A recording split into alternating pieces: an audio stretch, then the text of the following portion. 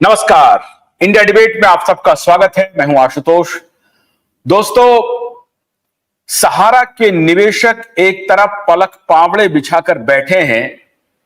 सहारा के एजेंट जो field worker हैं वो आशा भरी निगाह से देख रहे हैं, लेकिन दूसरी तरफ सरकार और उसकी जो एजेंसी है वो बार बार कुछ ना कुछ बहाना लगा करके पल्ला झाड़ने में लगी हुई है। अभी तक सरकार कह रही थी कि हम पोर्टल के माध्यम से पैसा देना चाह रहे हैं, दे रहे हैं। 4 लाख से अधिक लोगों को हमने दे दिया है। हालांकि वो एक प्रकार से सागर से गागर निकाल करके एक आप ये कह सकते हैं कि एक बकेट पानी पूरे समंदर से निकाल करके दिया। 300 करोड़ की बात उन्होंने की।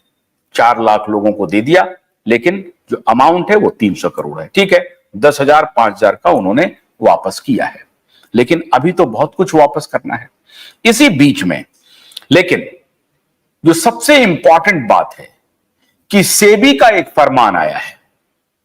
सेबी ने सहारा के बारे में कहा है कि हम निवेशकों का पैसा उगा पाने में हमें परेशानी हो रही है, हम पैसा नहीं निकाल पा रहे हैं। और खाली सहारा का मामला नहीं है, इसमें पीएससीएल के भी पैसे हैं। उसके बारे में अभी सेबी ने हाथ खड़े कर दिए हैं। इसका क्या तात्पर्य है? सेबी क्यों हाथ खड़ा कर रही है? आज इसी मुद्दे पर बात करेंगे। हमारे साथ जो निवेशक बंधु हैं वो भी जुड़ेंगे थोड़ी देर में कि आखिर सेबी का जो ये स्टेटमेंट है। सतीश जी, बहुत बहुत स्वागत है आपका। बहुत स्वागत है सतीश जी। और न्यूटन मंडल साहब, आपका भी बहुत बहुत स्वागत है। आपके पीछे में जो लाइट जल रही है उसको थोड़ा ठीक कर लीजिए आप। हाँ, लाइट को, हाँ, यस, राइट। ये खान कन्हाई साहब, आपका भी बहुत बहुत स्वागत है। तो सेबी ने कहा है कि हम पैसा देने में असमर्थ हैं क्योंकि मुझे पैसा मिल नहीं रहा है। कहां से उनको पैसा चाहिए था? पीएससीएल से पैसा चाहिए था, सहारा से चाहिए था। निवेशकों का पैसा उन्हें लौटाना है। निवेशकों का पैसा देने में सेबी ने असमर्थता जताई है। इसका तात्पर्य क्या है? मैं जो समझ रहा हूं, क्या मैं वो गलत समझ रहा हूं? मुझे बहुत सारी चीजों की इसमें बू आ रही है। कुछ मैंने अपने सोर्सों से जो पता करने की कोशिश की, उसमें बहुत सारी बातें निकल के आ रही हैं। लेकिन मैं फर्स्ट हैंड निवेशकों और फील्ड वर्कर से जानना चाहूंगा, क्योंकि वो इस मार्केट को बहुत लंबे समय से देखते रहे हैं और सेबी के कार्यशैली को भी बहुत नजदीक से वो देखते रहे हैं। सेबी क्या कहता है, सेबी क्या करता है, उनका नजरिया क्या है, इस बारे में सतीश जी मैं आपसे शुरू करना चाहता हूं। क्या आपको यह जानकारी है कि सेबी ने हाथ खड़े कर दिए, कहा कि भाई मैं पैसा नहीं दे पाऊंगा? धन्यवाद पाठक जी। लाइव में जुड़े हुए सभी साथियों को मेरा प्रणाम। और लगभग 2-3 दिन से कई यूट्यूबर भाई भी बोल रहे हैं, न्यूज भी आ रही है और पेपरों में भी कई जगह है।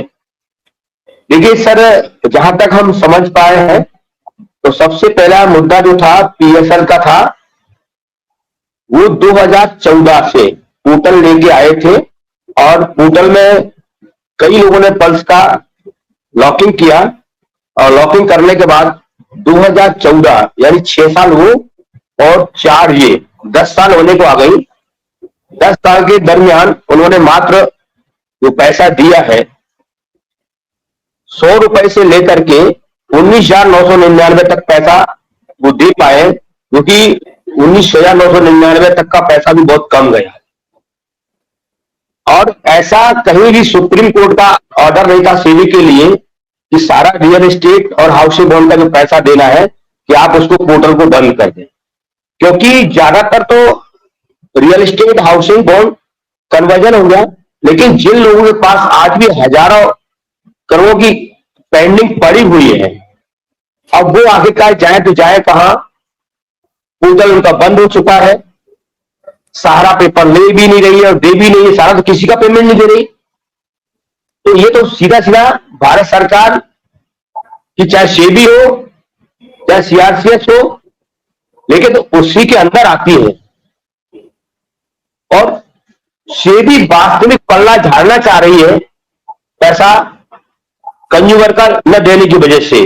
अब उसकी क्या रणनीति है भारत सरकार की, क्यों नहीं देने चाह रही? और सुप्रीम कोर्ट ने जो रिटायर्ड जज को नियुक्त किया है,